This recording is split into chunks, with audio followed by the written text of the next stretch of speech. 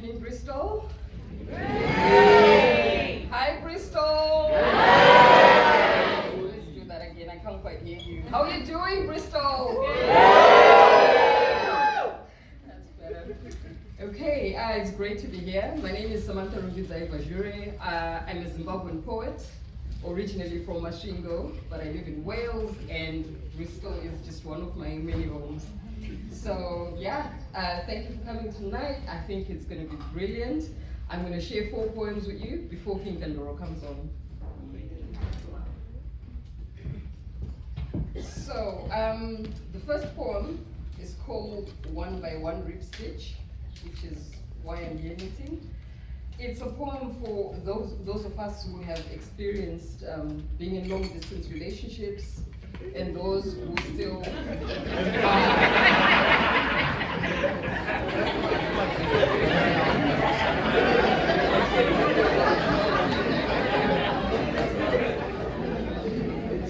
How else can I love you when I can't be there to show you?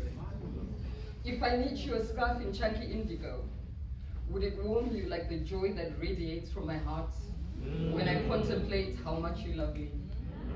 Would it hug you right, fondling your cheeks like the yielding embrace of my well-upholstered cleavage?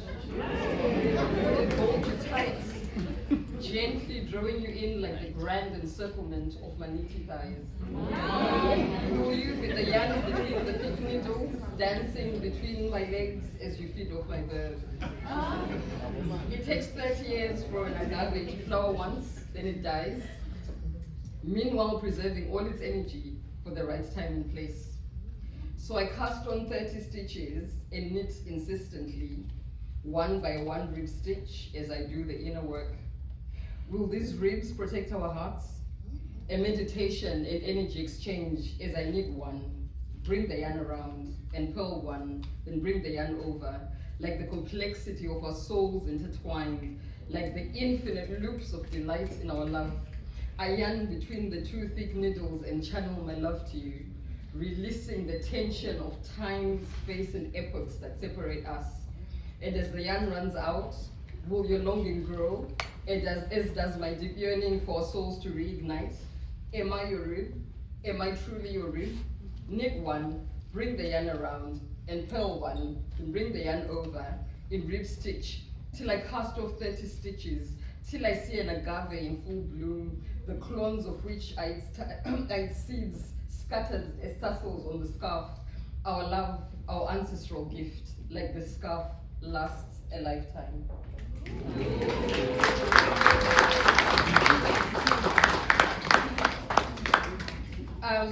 The second poem, thank you. The second poem is called Paws from Peel. It's inspired by my favorite fruit, the popo, also known as papaya, and it's a poem about migration. The popos from Peel taste like nirvana, like the ones from my mother's orchard where loquats, guavas, peaches, bright yellow mangoes and popos burst in our mouths, sweet as honeycomb straight from hot paradise. That was before my country went to the dogs, before we left in search of better futures, before everyone I loved began to die. Commercial Road in Peel is Newport's most deprived postcode, constantly measured, then abandoned. They say it's a dumping ground for illegals. Africans, Asians, Eastern Europeans, Caribbean, Babylon hovering like flies on shit as if surveillance counts as care.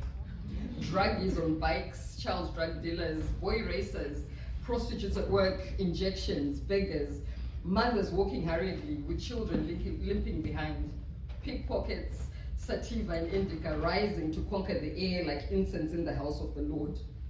Professional thieves heaving with exchange, vans unloading, women offloading. We come here to get our afros trimmed or braided, or our dreads locked. Ankara dresses tailored, or to look for things supermarkets don't stock for people like us, with prices for us, in quantities and portions proportionate to us.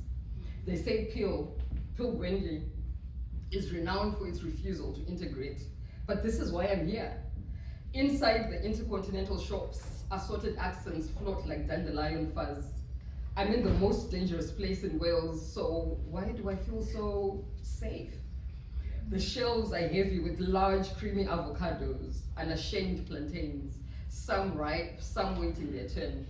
Desiccated coconut for the fried plantain chips, white sweet potatoes, pomegranate and dragon fruit, citrus with seed, key lime, fresh tiny ginger, okra, offal, fresh fish laid on ice, goat for slow cooking and oxtail for Sundays, roadrunners, chickpeas, lentils, beans in more varieties than the census allows, pistachios, macadamias, almonds, nuts going nuts, fonio, millet, quinoa, grain upon grain, spices lining walls from cardamom, tarragon, oregano, marjoram, to flavors that survive hardened borders in misfiled histories. Moringa, baobab, hibiscus. I shop like a child set loose in a sweet shop, except I know the difference between indulgence and need. The real treasure is always in the pawpaws here.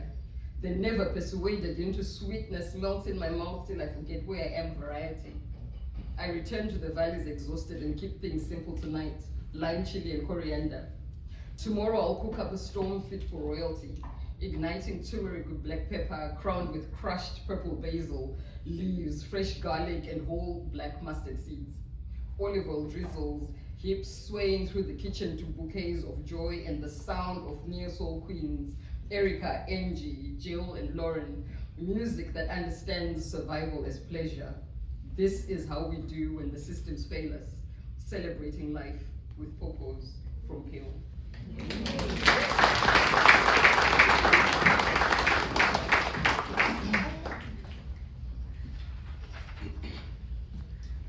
The third poem is about reciprocity, and it is inspired by the motherland.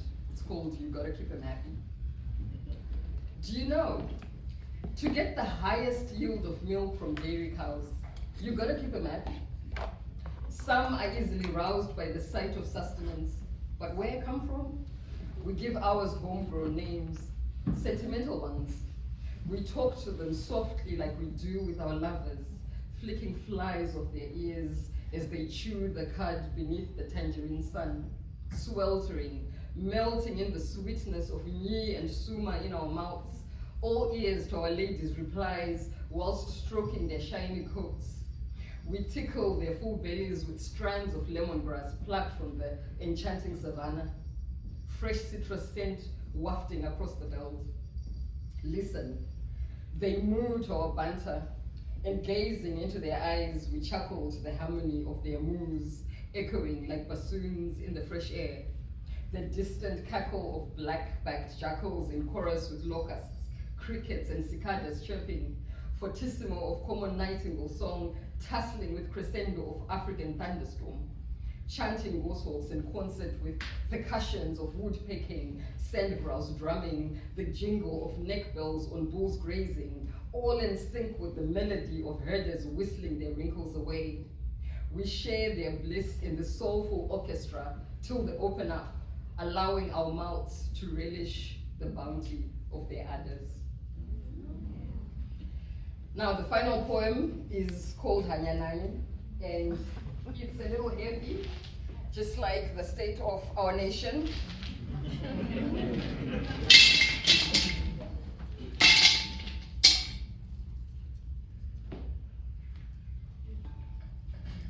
Hanyanani is a ghost from Chivi. There's an old woman from Chivi who cooked stones and drank the soup. She did not swallow the stones. Did she not know that those who swallow stones do not die? Who cares who the ghost is or where it comes from? In a country where mothers cook stones in the soup of starvation for the salvation of their children's growling stomachs, and ruthless rulers swallow all the stones till they lie in paralysis. Do you not know that those who swallow stones do not die? Thank you.